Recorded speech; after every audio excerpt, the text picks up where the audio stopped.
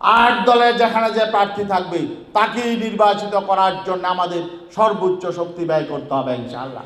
এখন নিরপেক্ষ সরকার ক্ষমতায় আছে, আপনারা কোনো দলের পক্ষপাতিত্ব করবেন না। আপনারা সোজা হয়ে যান, অতীত থেকে শিক্ষা গ্রহণ করুন।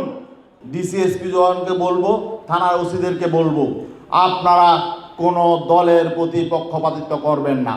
অতীতে যারা 3-4 বার ক্ষমতায় গেছে তারা কি করবে মানুষ তো দেখেছে, এখন মানুষ দেখছে, এখনো মানুষ দেখছে তারা কি করবে। নতুন করে আর কেউ ভারতের দালাল সাজার চেষ্টা করবেন না।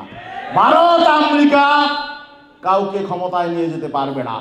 আমরা পরিষ্কার বলতে চাই, অন্তর্বর্তীকালীন সরকার ঘোষণা দিয়েছেন ফেব্রুয়ারিতে নির্বাচন হবে, ফেব্রুয়ারিতেই যাতে নির্বাচন হয়, কোন অজুহাতে যাতে ফেব্রুয়ারির নির্বাচন না পেছানো হয়।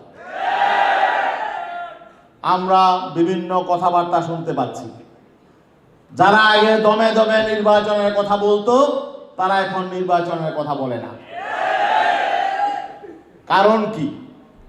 তাদের যেই ঘোষিত প্রধানমন্ত্রী ক্যান্ডিডেট তিনি এখনো ভোটার হন নাই।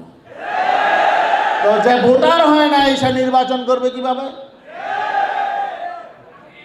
গতকালকে শুনলাম বিএনপির স্থায়ী কমিটির একজন প্রভাবশালী নেতা বললেন যে তারেক জিয়ার ভোটার হওয়ার নাকি সময় এখনো চলে যায় নাই। আর নির্বাচন কমিশন তো বলেছে তারা তফসিল দিয়ে দিবে 2-4 দিনের মধ্যে। তাহলে কিভাবে ভোটার হবে? ওনার জন্য কি আবার স্পেশাল আলাদা আইন তৈরি করা হবে? কোন ব্যক্তির জন্য যাতে তফসিল পেছানো না হয়, কোন ব্যক্তির জন্য যাতে নির্বাচন পেছানো না হয়। আমরা সঠিক সময়ে তফসিল চাই, সঠিক সময়ে নির্বাচন চাই। গোটা বাংলাদেশে নতুন করে বিভিন্ন জেলায়, প্রত্যেকটা জেলায় ডিসিএসপি নিয়োগ দেওয়া হয়েছে, বদলি করা হয়েছে, প্রত্যেক থানায় ওসি বদলি করা হয়েছে।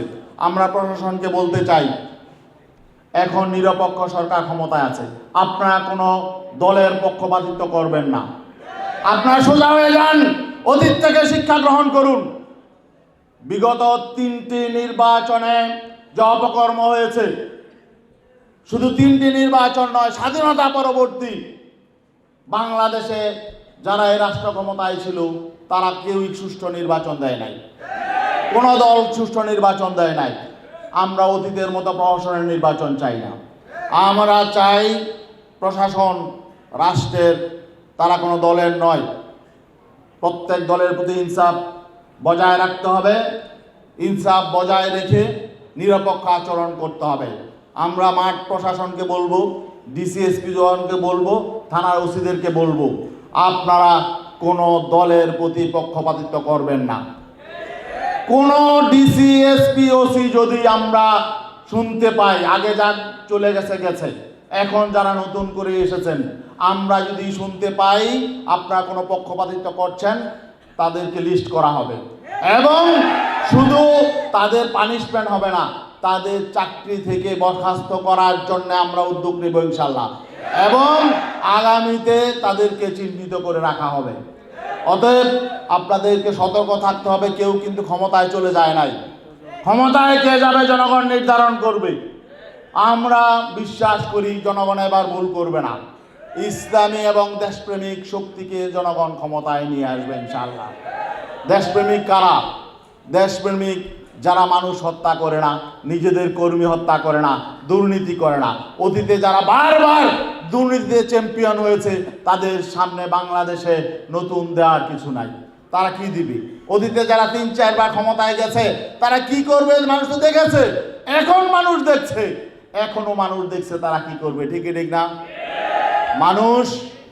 মানুষ অপেক্ষা করছে, নতুন বাংলাদেশের অপেক্ষা করছে, নতুন বন্দোবস্তের অপেক্ষা করছে, আর নতুন বাংলাদেশ বিনির্মাণের জন্যে চরমনায়ের পীর সাহেব তিনি যে ঐক্যের ডাক দিয়েছেন, ঐতিহাসিক ঐক্যের ডাকে জনগণ সাড়া দিয়েছে, জনস্রোত তৈরি হয়েছে। আপনারা দেখছেন আমাদের 4 দলীয় এই যে অ্যালায়েন্স, এই 4 দলীয় এই 8 দলীয় আমাদের যেই অ্যালায়েন্স রয়েছে, এই 8 দলীয় অ্যালায়েন্সের নেতৃত্বে কিন্তু গণজোয়ার তৈরি হয়েছে ইনশাআল্লাহ। আমরা এই 8 দল নিয়ে নির্বাচনে যাব। 8 দলের যেখানে যে প্রার্থী থাকবে তাকেই নির্বাচিত করার জন্য আমাদের সর্বোচ্চ শক্তি ব্যয় করতে হবে ইনশাআল্লাহ। আমাদেরকে বিভ্রান্ত করার চেষ্টা করা হবে, বিভিন্নভাবে বিভ্রান্ত করার চেষ্টা করা হবে। ওলামায়ে কেরামের প্রতি আমাদের অনুরোধ থাকবে, আপনারা বাস্তবতা মেনে নিন। আপনারা আগামীতে যাতে কেউ আমাদের ইসলামী শক্তিকে বিভক্ত করতে না পারে, এজন্য আপনাদের সতর্ক থাকতে হবে। বিভিন্ন রকম অজুহাত তৈরি করা হবে, এগুলো ঐক্যবদ্ধভাবে মোকাবেলা করতে হবে। এই সুযোগ আমাদের কাজে লাগাতে হবে। আমরা মনে করি এই সুযোগ আল্লাহ আমাদেরকে তৈরি করে দিয়েছেন, এই সুযোগ যদি আমরা কাজে লাগাতে না পারি তাহলে আগামী 100 বছর এই সুযোগ আসবে না। অতএব দেশের স্বার্থে, ইসলামের স্বার্থে, মানবতার স্বার্থে আমাদেরকে এই সুযোগ কাজে লাগাতে হবে।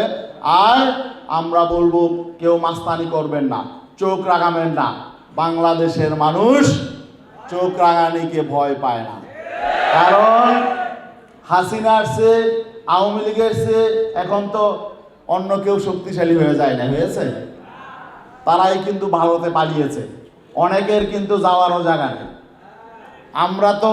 আমরা তো দেশ ছেড়ে কোথাও যাব না।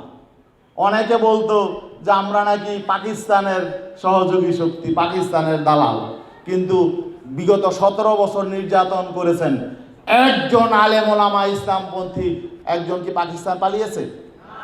পাকিস্তান যায় না। কিন্তু আপনাদেরকে আমরা বলতাম ভারতের দালাল, আপনারা ঠিকই কিন্তু ভারতে আশ্রয় নিয়েছেন।